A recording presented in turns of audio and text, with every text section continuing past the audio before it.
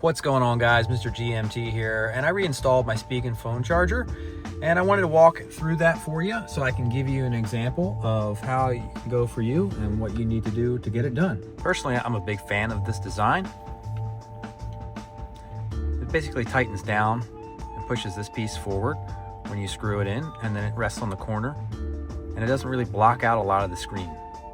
So what you want to do is take that and put it right up around the corner there and sit it on there like that. Now you come around to the back, tighten it up, make sure we got it locked in there, and then so this rotates so you can see the cord turning. You can tilt it as well. So now that we've got the mount in place, we can run the wire. I tucked the wire right into here, and then I cut off tiny little pieces of the end of this Velcro roll that I bought off of Amazon for $7. It's 1 inch by 30 feet, so we'll have more than enough to do the job. There used to be a piece of plastic that ran all the way down and in between here, but that is no longer there. So in order to make it a little more sleek and sexy and hidden, and it's just not ugly and noticeable like you got a wire running down, we'll go ahead and cover that up.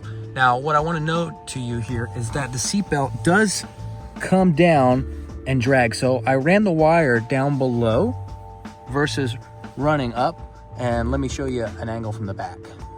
So not really a great view to capture here, but when your seatbelt, when your seat goes back and forth, your seatbelt's gonna rub. So we're gonna drop it a little bit lower than that, and then you can see I've got it run around right to the back here. And I'm gonna set up by moving this seat as far back as we can. So I'm just gonna get a rough measurement for this piece here. You don't wanna stick it on there directly. Again, you're working with Velcro, and then you gotta pull it back off, and that'd be a pain in the butt. And so I'm just gonna cover these pieces up. I'm gonna measure out right to about there to grab this next piece. And some of you might be asking, Mr. GMT, why don't you just tuck it underneath the center console there? Well, I think in their efforts to strengthen their sound deadening within the cabinet, they've sealed all this stuff up because you can't tuck anything up underneath there like you previously could in other models, which makes the job a little bit harder for me and you. Now, I'm not sure if that makes look any prettier or worse, but for me, not seeing the wire, and it's going to be dark down there most of the time, I would call that improvement. I will get a little piece right here.